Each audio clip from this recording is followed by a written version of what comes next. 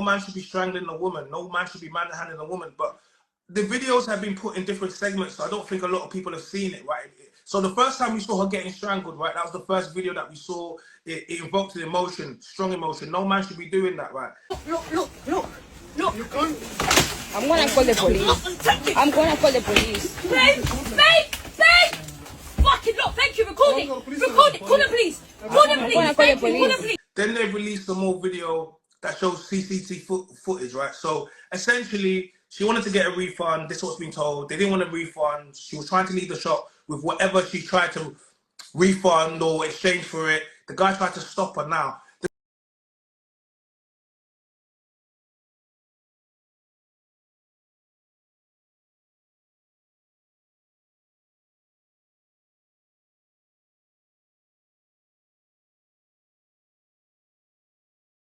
The confusion happened because everyone keeps saying, oh, he pushed her, he had his hands out. But this is open palms from someone that has an SIA background. He actually, he used reasonable force. Yeah, it wasn't unreasonable, yeah? Then what she did is she clenched her fist and she struck him. That becomes unreasonable force now.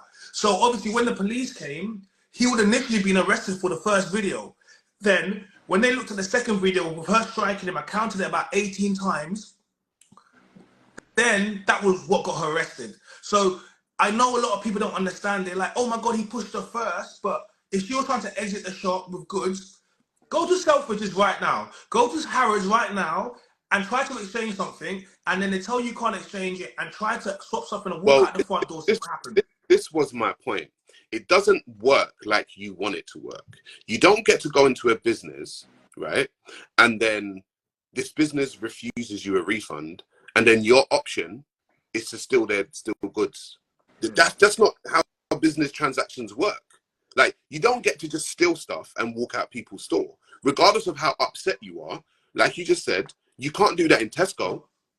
you can't just walk out of Tesco with food because you don't like, they didn't give you a refund on something. But the thing is, it's the entitlement.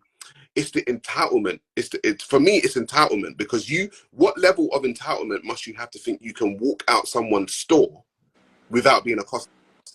And then when you do get accosted, you're the victim. Yeah, bro, you're a thief.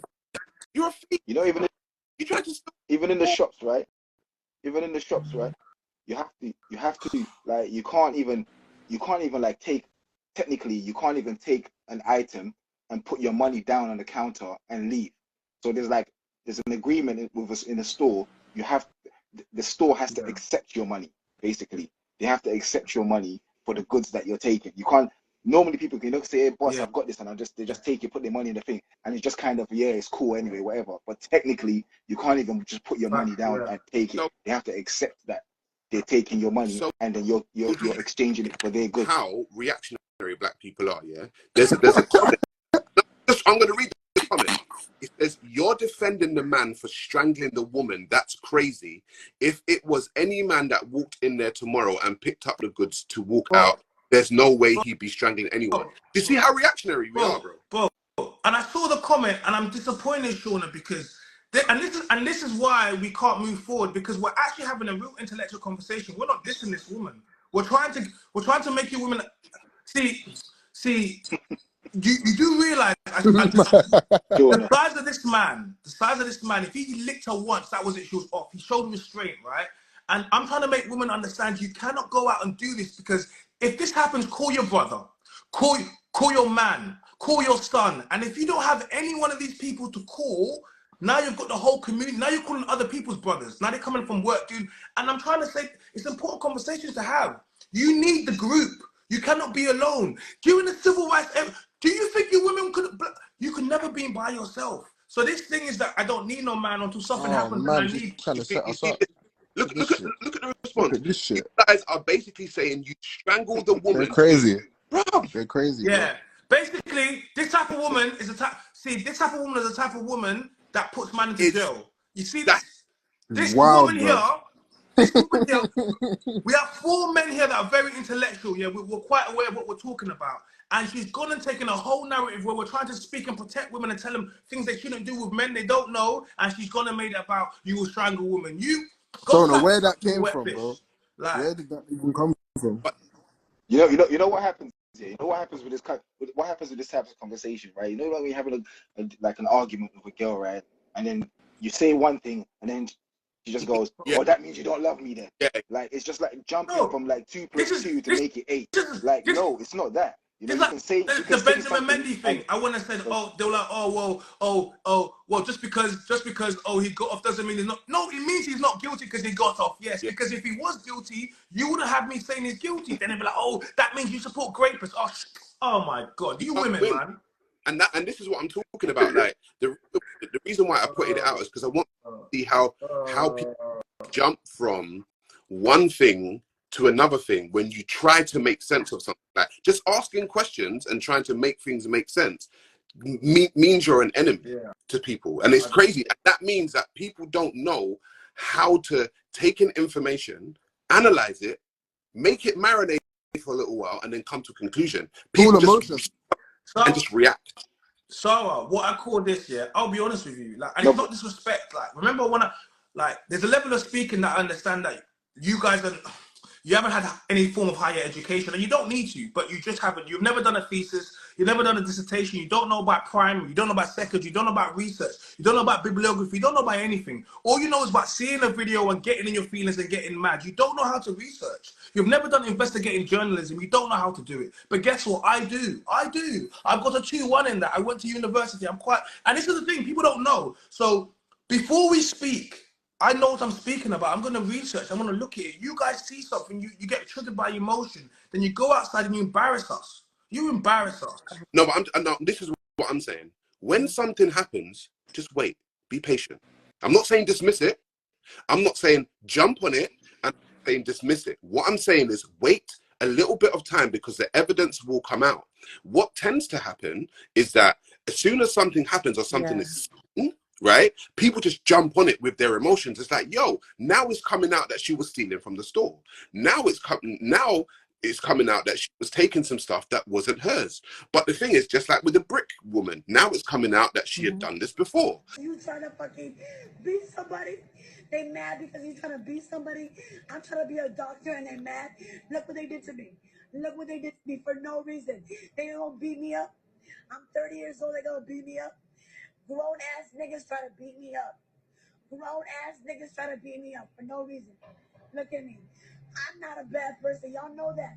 Y'all know I'm a good person. And they try to do this to me. Guess what? It's up and down for a real nigga. But you gonna be a ever done to anybody in my life to deserve this. I never did anything in my life to hurt anybody. Literally, a man asked me for my number. I said no, and he picked up a brick in front of so many men and was like, "What you gonna do?" And I told all these men, like, "Yo, why this man got a brick on my face?" And he's holding a brick. And it's like, but people jumped on it initially. And that is a problem with black people in general, in my point of view. They jump on things without knowing the full story. It's like you can't do that because you are in the long run, you're gonna end up looking stupid. Do you know what? I completely agree with that, and I think social media is the biggest catalyst for that. However, I think we all use social media. We're using social media now, so to have discernment, I think it's one of those things where you're expecting everybody to behave how you're behaving or to have an intelligent discourse about situations that are happening. And for the most part, people don't have that ability. Sorry, can I butt in? I just wanted to say, like, because I don't see how this can be seen as divisive. I'm being honest with you. Like, when you look at something with a very level head, like, and you look at something and you're really trying to figure out logical ways how we can move forward and how we can stop things happening, right? We have to have discussions. You know what? Do you know why I say it's divisive? It's because I came on quite early on in this live. The reason why I say it's divisive is because it was almost like, I understand there's a saying that chat shit get banged. Yeah. So if you talk in the talk, or like Mike Tyson famously said, that everyone has a plan until you get punched in the mouth. Now that might apply to this situation. Fair enough. Okay, so maybe she was being Can incredibly I tell you aggressive. something? Wait. Let her, Let me Wait, land. Sorry. just hold let on. her, let her. Oh. She Can I might say be. She something? might have been incredibly aggressive, but the fact of the matter is that in my opinion, the use of force No, was too no, strong it for me wasn't. personally. So let me explain to Wait. you. Let me land what I'm saying. It was too strong. Like, I get that you have opinion about it, and I understand that No, it's the way that not you. opinion. It's But legal. That's no, why she I was understand arrested. whether it's legal or not. It's your opinion. No, It's it's not. See, Can it's I not my finish what I'm opinion. saying? Because I really do. I've listened to what you've had to say, and I really do want to answer it. So if you let me Yeah. finish, and then you have something to say afterwards, by all means, I will listen to what you have to All say. right, go on. But the reason why I say it's divisive is because when I came onto the live, it was more the tone of the conversation was like, what did you expect? And I understand. I heard what you said, that, you know, putting your hands on a woman is not okay, that Yeah. actually strangling a woman, in fact, is not okay. Yeah. I understand from a legal perspective that you are looking at it objectively from the outside looking in. You're not talking from an emotive No one. space because you can see that might not necessarily be as beneficial in this situation, especially in the long term, like I'm a man. Sarah I said. can't be emotional. I need to be stoic and keep It calm. might be stoic, but the point I'm making is that it's divisive because although you hold that opinion and you're entitled to hold that opinion, there are other people that don't hold their opinion as you, and that will find your comments or the way that you are addressing that situation and the tone of what you're saying to be quite dismissive. I can see, and that if you are going to have this rhetoric, then you need to be able to understand that not everybody thinks like you. And in the first instance, if you're going to be, it's going to come across as divisive if you aren't specific, if you aren't very clear about what you're saying and the reasons as to why you're saying it. Even though to some degree he did mention that he doesn't agree with that violence, his rhetoric it was quite combative, and it didn't need to be combative because I didn't come on here to compete or to combat with him. I came on here to discuss things. It's a shame that he left it like that. And respectfully, I'm pleased that Well, I quick really do hope that question. he has his business. I really, really do. I really, really do. Well, quick question. What did he say that was wrong exactly? What in regards to me? Yeah, well, in regard to what he said, because I'm listening to both of y'all. I see where you're coming from, and I clearly understand where he's coming from. And I like to think I'm a logical guy, but I know I have, I still have that irrational side of my mind. And I grew up in a black neighborhood most of my life, and I grew up in a white neighborhood. And one thing I noticed in the black neighborhood, from my experience, is that when you're around men who are emotional, there's more violence. When you're around men who are more logical, there's less violence.